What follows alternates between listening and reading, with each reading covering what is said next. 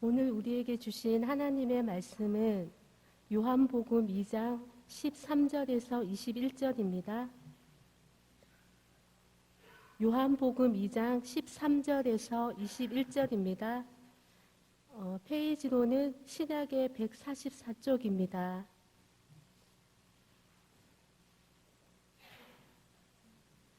제가 봉독하겠습니다. 유대인의 유월절이 가까운지라 예수께서 예루살렘으로 올라가셨더니 성전 안에서 소와 양과 비둘기 파는 사람들과 돈 바꾸는 사람들의 앉은 것을 보시고 노끈으로 채찍을 만드사 양이나 소를 다 성전에서 내어 쫓으시고 돈 바꾸는 사람들의 돈을 쏟으시며 상을 엎으시고 비둘기 파는 사람들에게 이르시되 이것을 여기서 가져가라.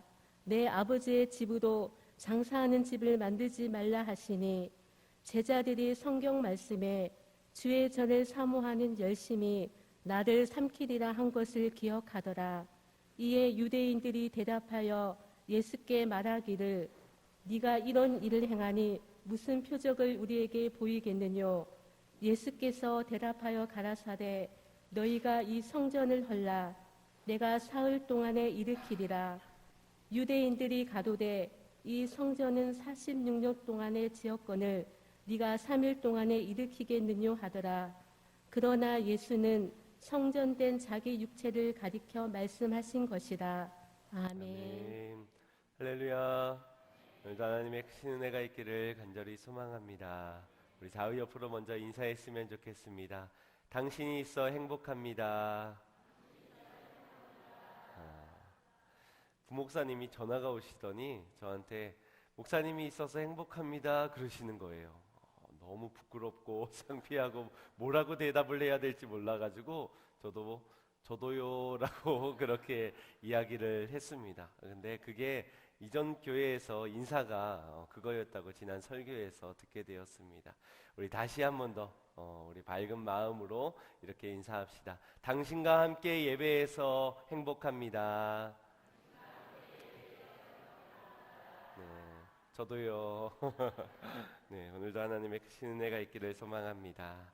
12월 한 달 우리는 구원을 위하여서 이 땅에 오신 아기 예수님을 맞을 준비가 되어 있는가 이 부분에서 함께 묵상을 나누고 있습니다. 우리가 순결한 신부로서의 준비, 믿음으로써 맞이해야 될 그때를 바라보면서 12월 한 달 준비되고 있는가를 점검하고 있습니다. 말씀을 다시 떠올려 보자면 먼저 첫째 주에 우리가 구원의 실체에 대해서 말씀을 나누었지요. 추상적이고 희미하고 사라지는 것이 아니라 우리의 삶에 분명히도 확인할 수 있는 구원받은 백성다운 삶으로 확인할 수 있다 나누었습니다.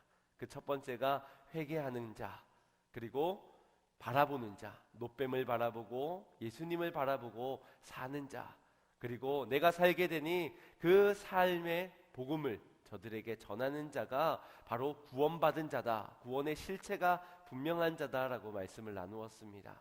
그리고 지난주에는 하나님의 일을 감당하고자 하는데 우리가 믿음이 있는가? 믿음이 있습니다라고 한다고 해서 믿음이 있는 것이 아니라 했지요. 영성의 말씀을 먹어야 믿음이 생기고 믿음이 있어야 사명의 길에서 하나님의 일도 염려를 다 버리고 감당할 수 있다라고 기다릴 수 있다라고 우리가 말씀을 나누었습니다. 기억들 나십니까?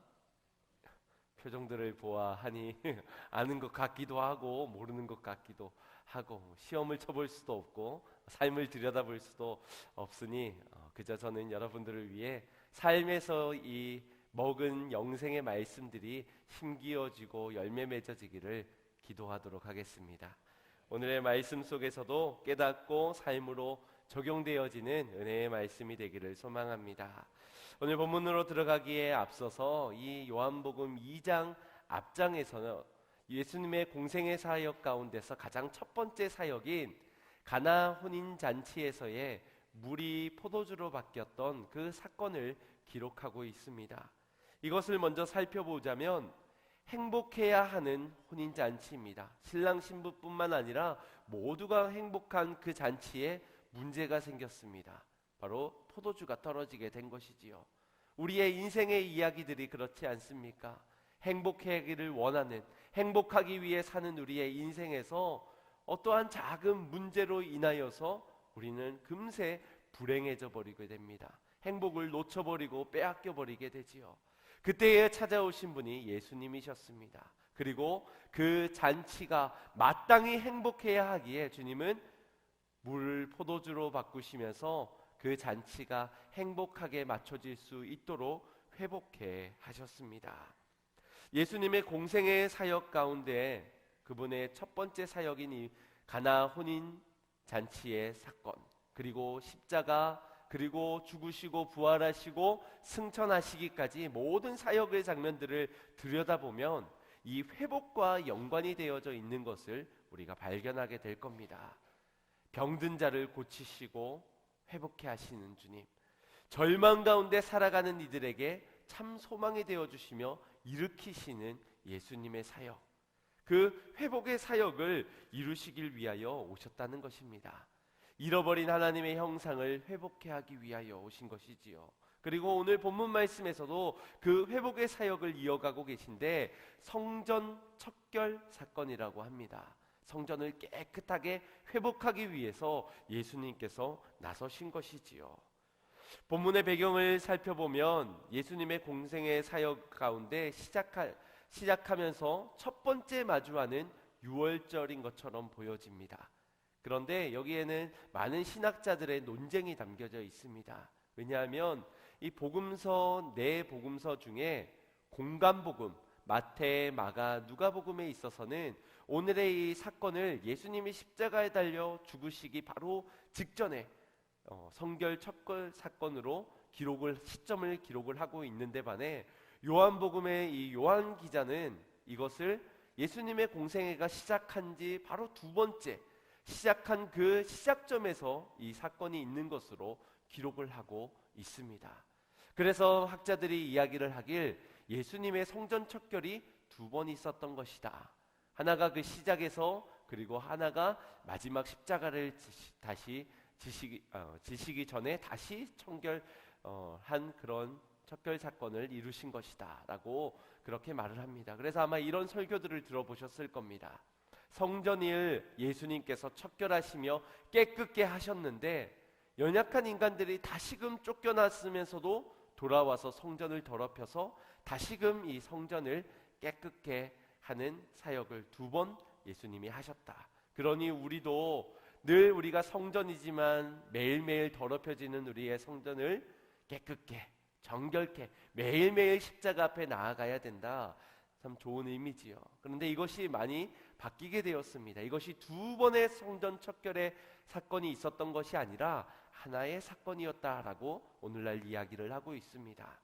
같은 사건이었다는 것이지요. 그렇다면 이 어느 하나는 오류가 있다는 것일까? 성경에 오류가 있을 수 없겠지요. 다만 요한에게 있어서는 지금 이 사건을 다른 관점으로 바라보고 있는 것입니다. 무언가 요한 기자는 의도를 가지고 십자가를 지기 전에 있었던 그 사건을 끄집어 와서 가나 혼인잔치 다음에 이 사건을 배열을 하고 있는 것입니다. 어떤 의도였을까요? 회복으로 시작한 그 사역에 있어서 예수님이 회복의 사역을 위해 이 땅에 오셨는데 어떻게 회복을 해나가실까? 이것을 오늘 성전 척결 사건을 통하여서 보여주고 말씀해주고 있는 것을 발견하게 됩니다. 묵상하는 가운데서 이 회복의 방법, 예수님이 회복하시는 이 회복의 방법이 우리 인간들과는 같지 않은 회복의 방법임을 묵상하게 됩니다. 우리가 원하는 회복은 어떻습니까? 문제가 일어나기 전으로 돌아가길 원하지요. 이전으로, 처음 것으로. 그래서 시간이 지나기 전으로 돌아가기를 간곡히 원합니다. 그때가 좋았지. 젊은 그 시절이 좋았지. 팔팔할 때가, 왕년애가 좋았지. 그때로 회복되기를 원한다는 것입니다. 하지만 우리 주님의 회복은 그때가 아닙니다. 완전히 새로운 것입니다.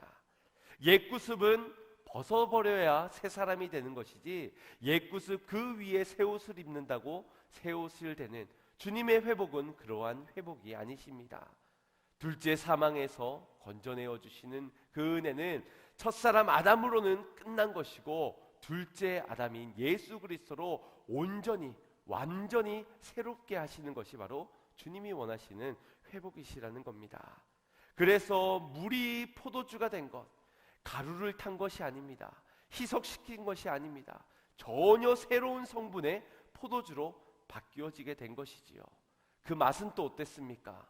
이전과 같았다면은 다시금 그것이겠지만 전혀 다른 더 맛있는 맛으로 완전히 바뀌어지게 된 것이지요. 이것이 바로 주님이 원하시는 회복이십니다. 오늘 본문의 사건에서도 성전 정화, 성전 청소, 성전 정결이라는 그러한 말을 사용하지 않고 성전 척결이라 하였습니다. 척결이라는 말은 도려내고 제거하다라는 그러한 뜻을 가지고 있는 것입니다. 그냥 그 위에 쓸고 닦으면서 하는 것이 아니라 아예 뒤집어 엎어가지고 새로운 것으로 바뀌어지는, 이것이 예수님의 사역의 방법이라는 것입니다. 오늘 말씀을 통하여서 우리가 함께 우리의 인생에서 주님은 어떤 회복을 원하시고 계신 것인가? 우리는 그 회복을 위해서 어떤 결단을 해야 할 것인가? 이 12월 한 달을 보내면서 우리가 준비되어져야 하는 준비에 있어서 진정한 준비는 어떠한 것인가를 함께 나누기를 원합니다. 깨닫고 그러한 회복들이 삶과 가정과 인생에 있기를 주님의 이름으로 축복합니다. 먼저 회복을 위해서 어떤 것이 있어야 하는가? 진정한 회복에는 있어야 할 것이 있어야만 합니다. 13절 말씀입니다. 유대인의 유월절이 가까운지라 예수님께서 예루살렘으로 올라가셨더니 라고 기록하고 있습니다.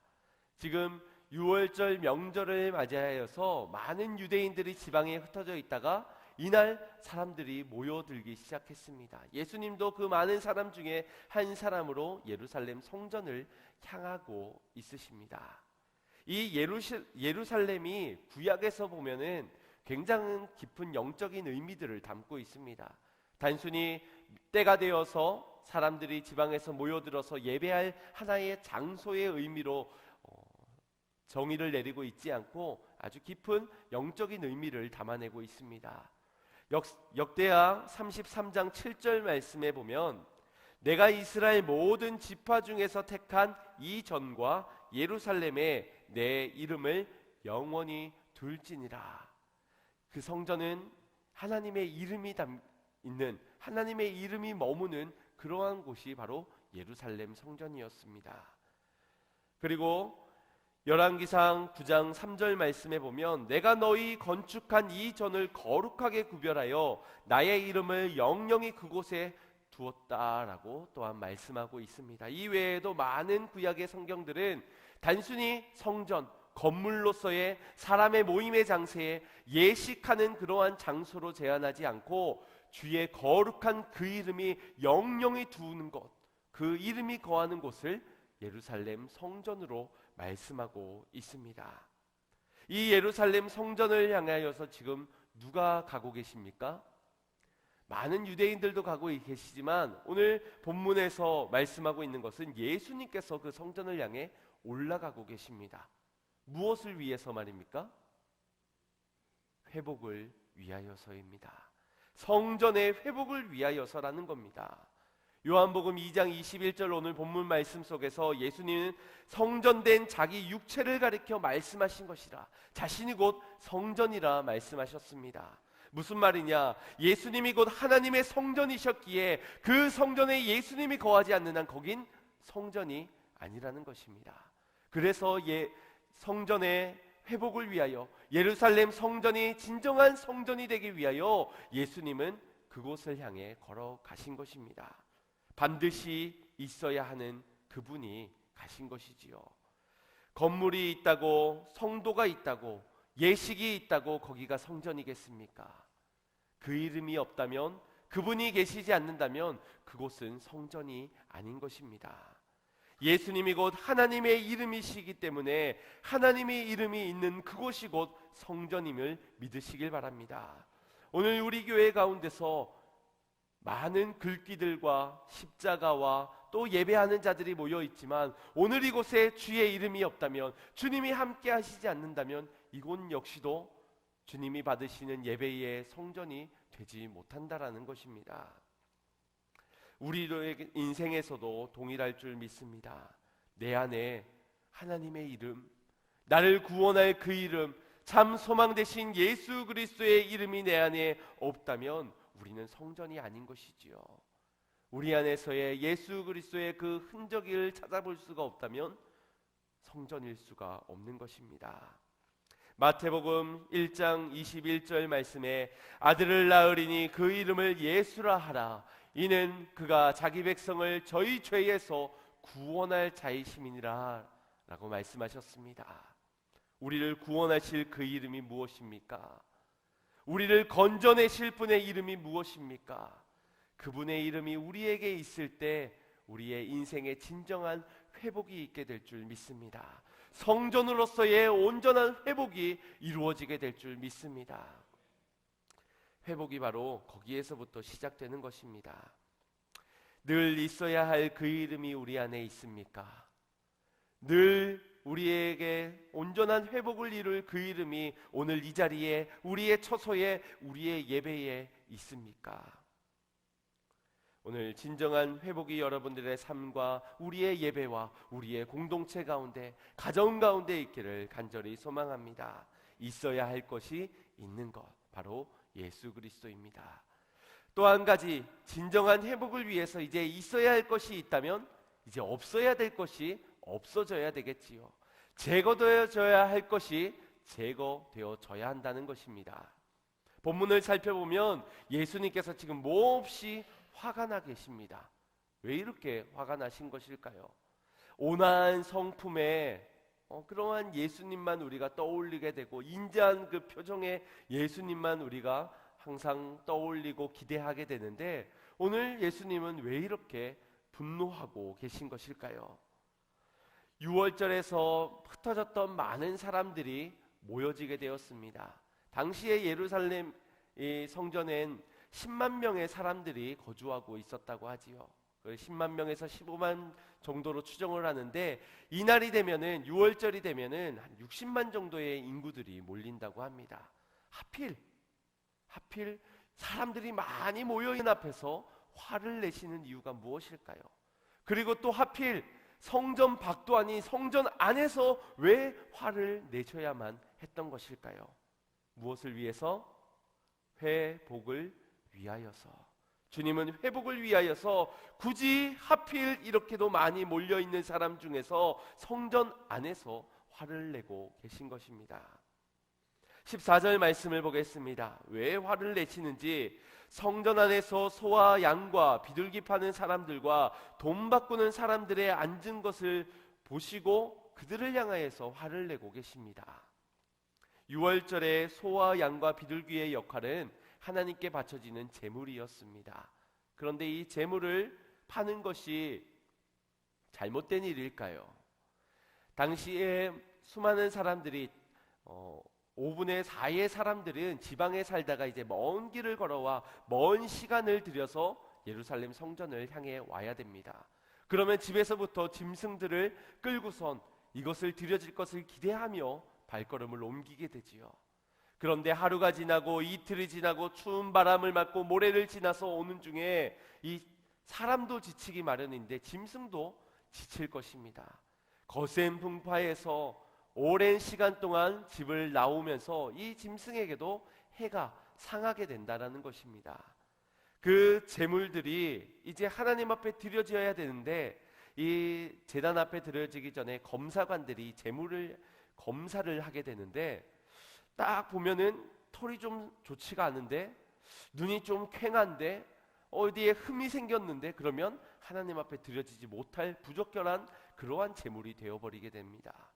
이것을 방지하기 위해서 주님께 좋은 것 드리기 위한 장사가 바로 이 소와 양과 비둘기를 파는 장사였습니다. 문제가 있습니까? 없습니까? 어쩌면 거룩한 예식을 위하여서 꼭 필요한 장사였을 것입니다. 그리고 돈 바꾸는 일을 하는 것에도 주님이 화를 내셨는데, 당시에는 로마 화폐가 시대에 통용되어지는 상황에서 지금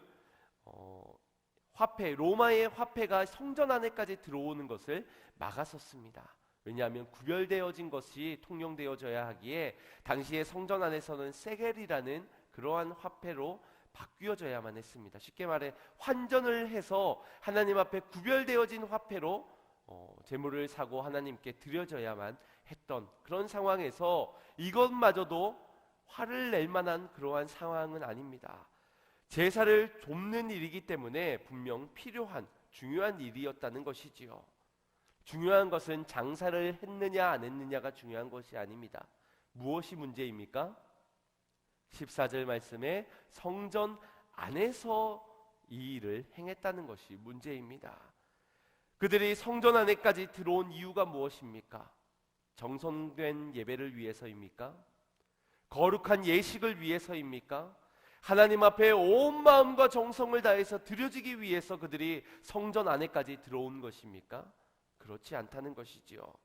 더 높은 수수료를 받기 위해서, 더 많은 이득을 값을 매겨 보기 위하여서 그들은 성전 안에까지 들어왔다는 겁니다. 당시에 돈을 더 많이 주는 이들에게 성전 안의 자리들을 독점할 수 있도록 제사장은 그 자리를 팔아 넘겼습니다. 그리고 제사장에게 바쳐진 물질만큼을 이제 다시금 챙기기 위하여서 장사꾼들은 예배하러 온 사람들의 주머니를 털게 하였던 것입니다.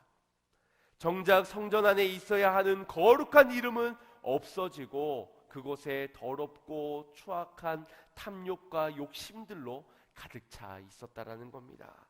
그 모습을 보시고 예수님께서는 그토록 화를 내시며 아버지의 집을 장사하는 집으로 만드는 그들을 내어 쫓으신 것입니다.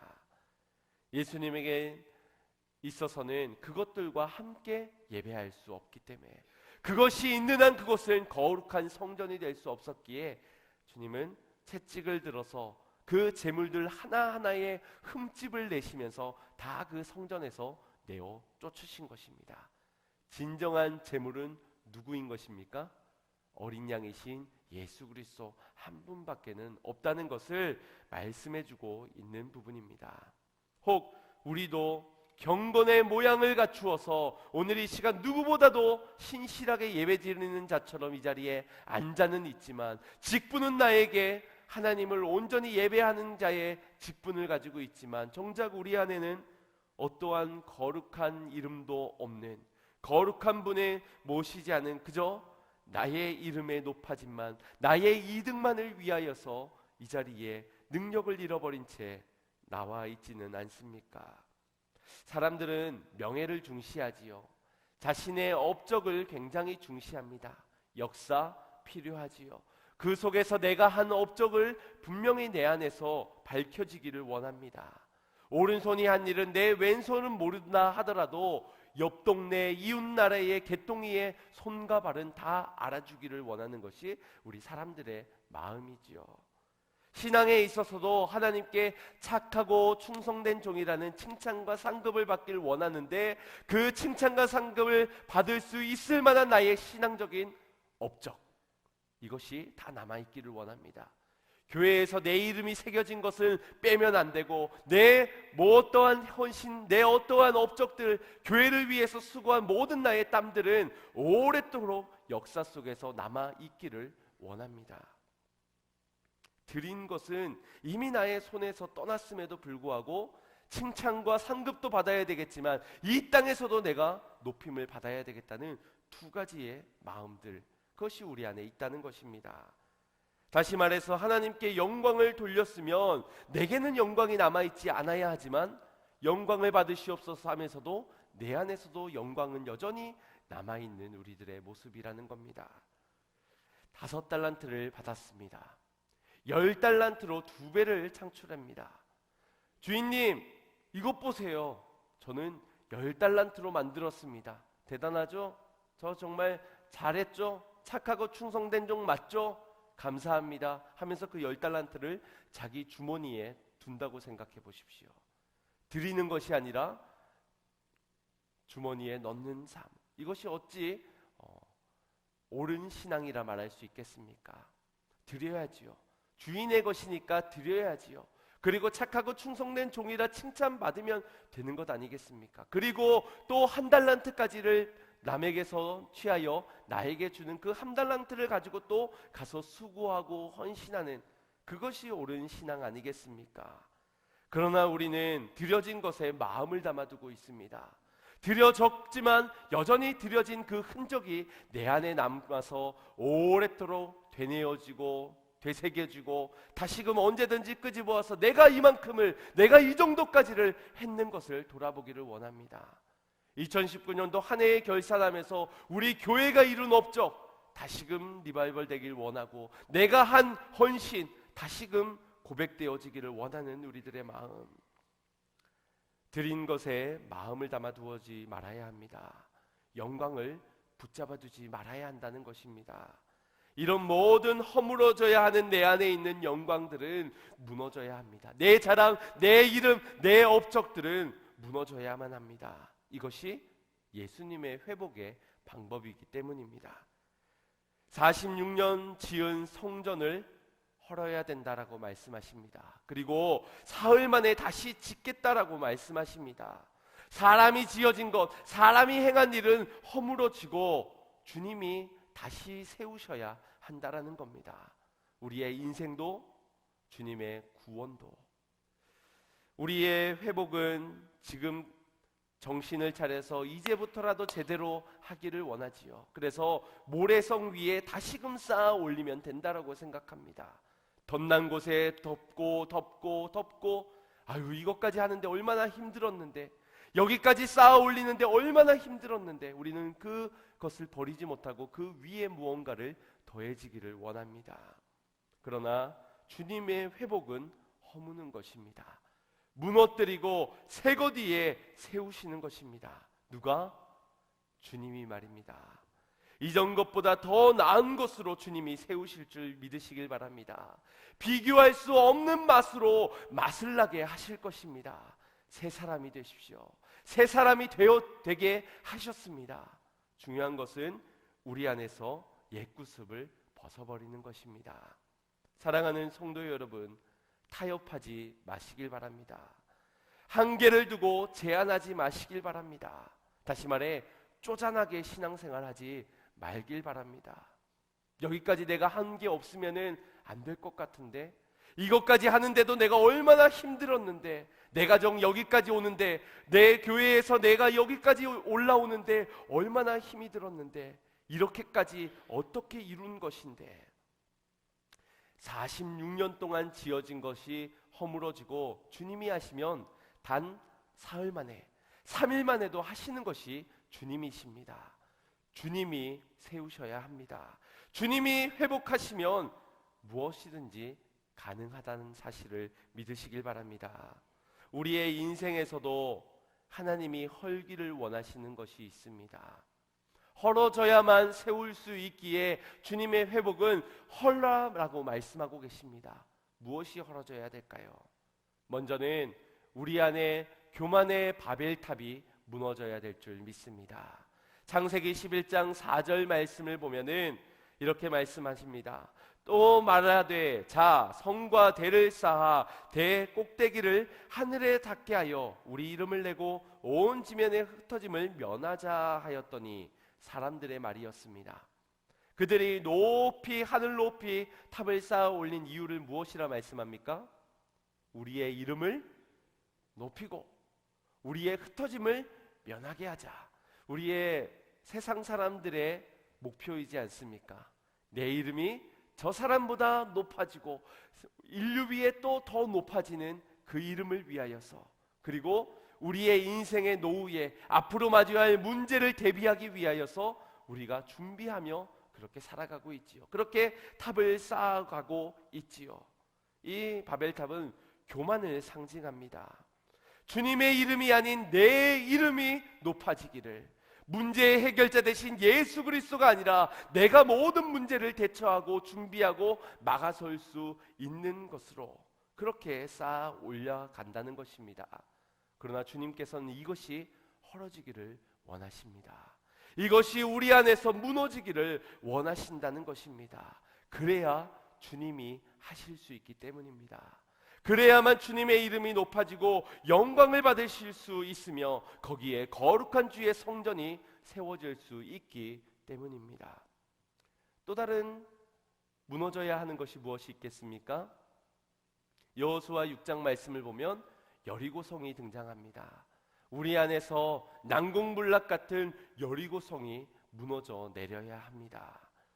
여호수아 6장 말씀을 보면은 이스라엘 백성들은 이 난공불락 같은 여리고성을 무너뜨리기 위해 강한 전술과 전략, 많은 군대와 무기를 준비하지 않았습니다. 그저 말씀대로 돌고 나팔을 불어 외칠 때 그때에 이 성은 와르르 무너져 내렸습니다. 그리고 그 성중에 있는 모든 것들을 하나님께서 명령하신 대로 다 멸절시켰습니다. 여호수아 6장 26절 말씀을 보면 이 여리고성을 누구든지 일어나서 건축하려는 자는 여호와 앞에서 저주를 받을 것이다. 주님이 원하시는 것은 이 성을 다시 쌓아 올리기를 원하지 아니하셨습니다.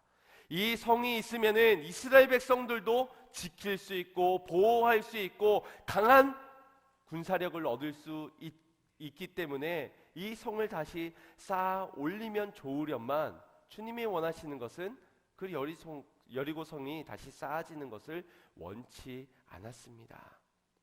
우리 안에 여리고성이 무엇일까요? 약속의 땅까지 가는데, 약속의 말씀이 성취되어지는데 막아서는 우리의 불신앙인 줄 믿습니다. 우리 안에 두려움, 우리 안에 염려, 근심, 걱정, 때로는 내 안의 자존심, 내 안의 계획, 내 안의 뜻, 이 모든 것들이 무너져 내려야 한다는 것입니다. 믿음의 전진을, 믿음의 헌신을, 믿음의 순종을 막아서는 모든 악한 것들은 무너져 내려야 할 줄 믿습니다. 쉽사리 무너지지 않는 그런 여리고성일지라도 무너뜨려야 합니다. 무엇으로 무너뜨리겠습니까?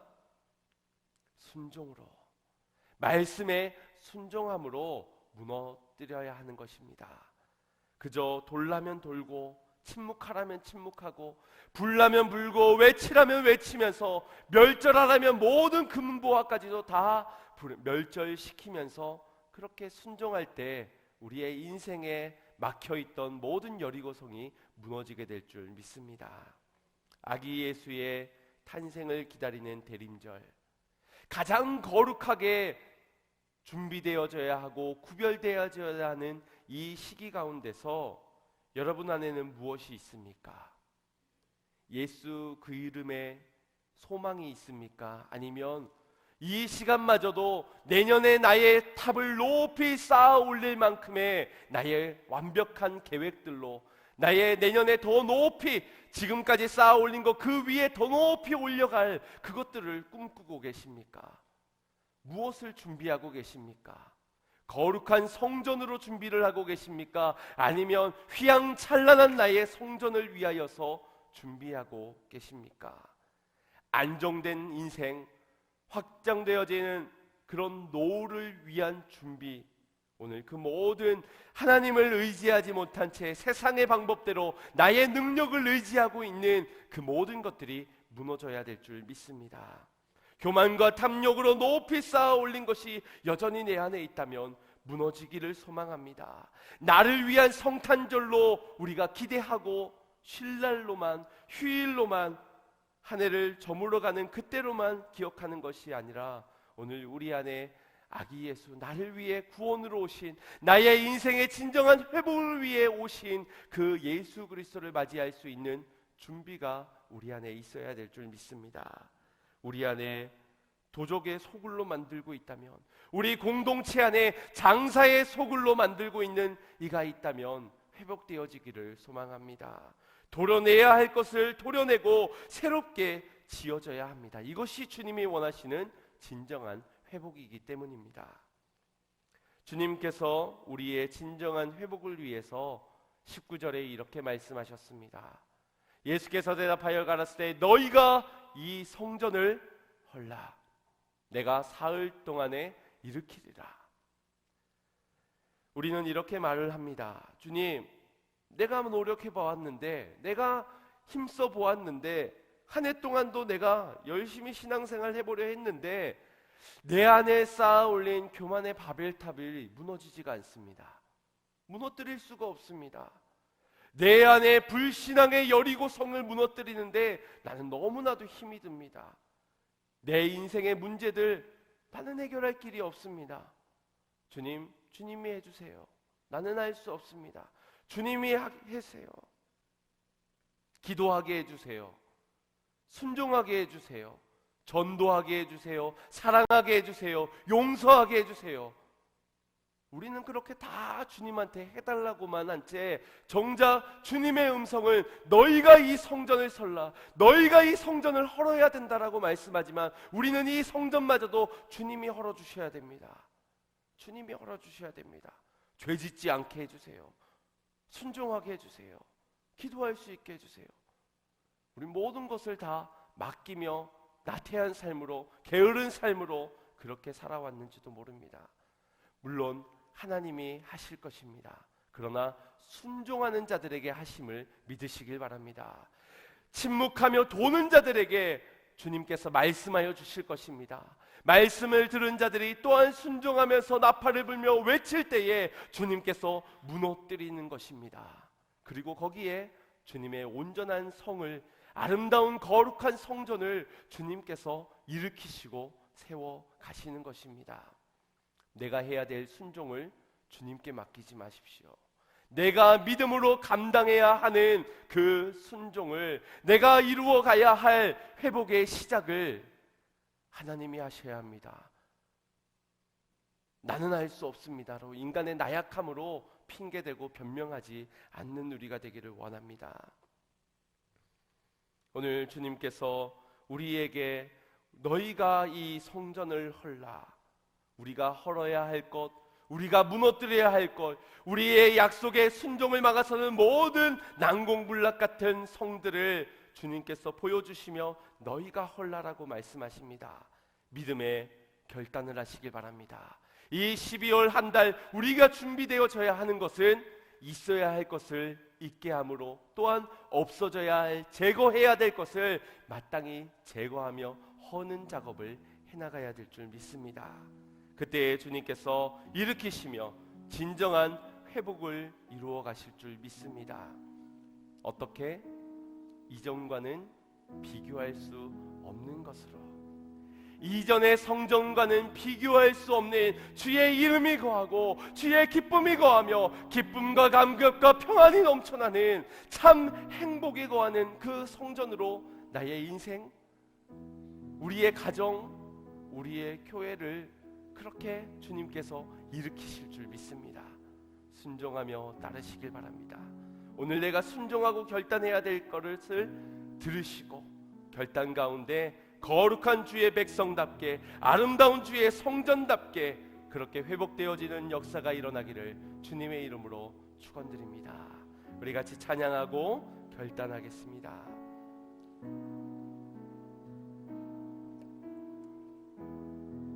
부서져야 하리, 부서져야 하리, 부서져야 하리, 무너져야 하리, 무너져야 하리, 깨져야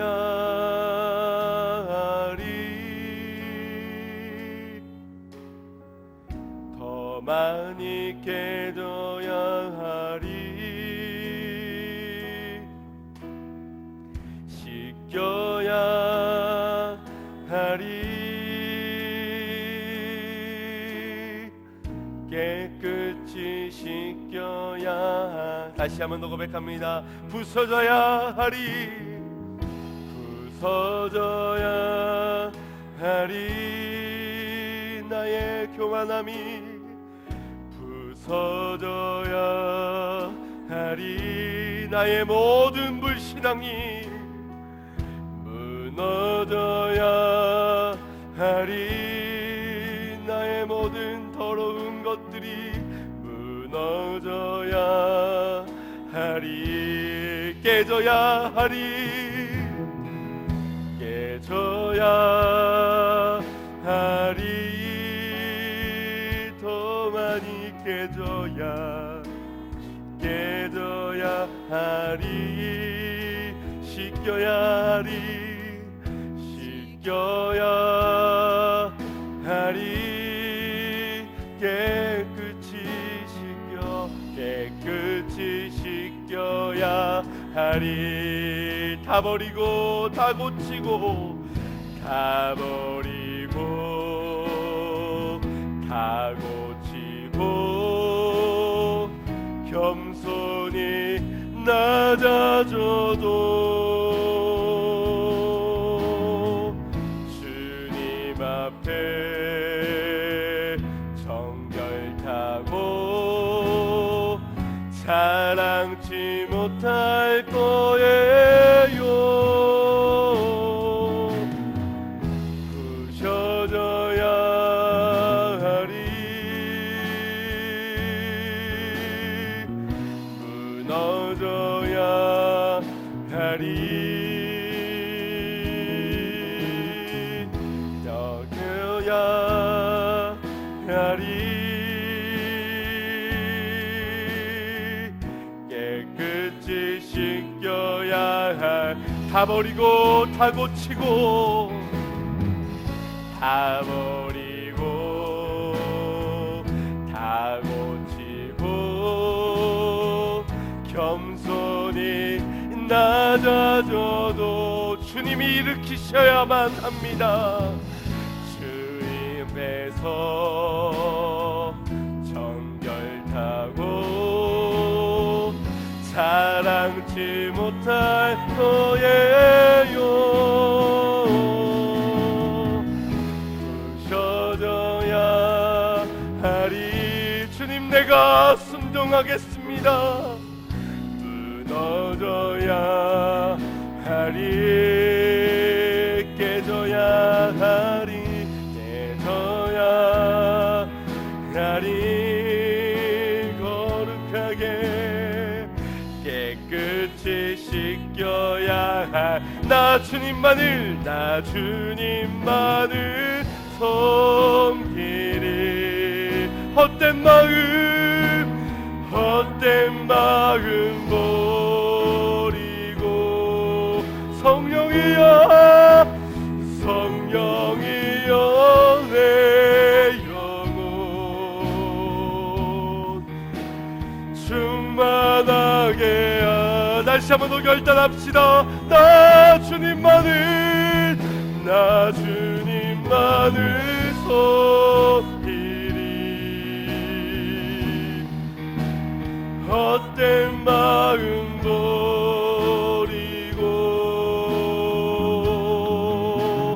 성령이여 내 영혼 충만하게 하라. 다시 한번 더 나 주님만을 섬기리. 헛된 마음 버리고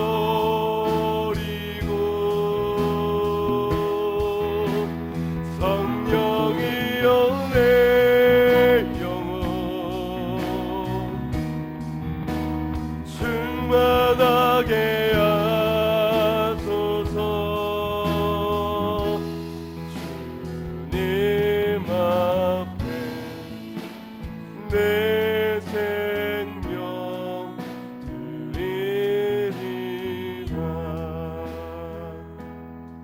시간 같이 기도합시다. 그리고 결단합시다. 주님은 우리의 인생의 회복을 위해, 영혼의 회복을 위해, 거룩한 주의 성전을 위하여서 이 땅에 오시어서 십자가로 모든 것들을 이루시며 오늘 우리에게도 말씀해 주시는 줄 믿습니다. 너희가 이 성전을 헐라라고, 그러면 내가 일으킬 것이라고. 무엇을 주저하고 계십니까? 무엇을 망설이고 있습니까? 나는 알 수 없어요. 나는 연약해서요. 할 수 없어요. 지금까지도 해보았는데 할 수 없어요. 사랑하는 성도 여러분, 헐어져야 될 것을 여전히 품고 있으면서 쌓아올린 나의 업적, 교만의 바벨탑, 남국블락 같은 여리고성을 함께하면서 어찌 할 수 없다, 해보았지만 안 된다 말씀하십니까? 주님, 먼저 헐겠습니다. 먼저 무너뜨리고 부셔뜨리고 깨져버리겠습니다. 그리고 순종하겠습니다. 거기에 주님께서 일으키실 줄 믿습니다. 우리 다 같이 합심하여 기도할 때, 말씀하여 주실 때에 순종하며 걸을 때, 아버지의 우리 안에 헐어져야 되고 부셔져야 되고 무너져야 할 것들이 있다면 보게 하여 주시고, 결단하며 내어 버리는 이 한 달이 되게 하여 주시어서 주님의 온전함의 회복, 진정함의 회복, 거룩함의 회복이 우리 안에 있게 해달라고 우리 같이 주여 한번 부르짖고 합심하여 기도하겠습니다. 주여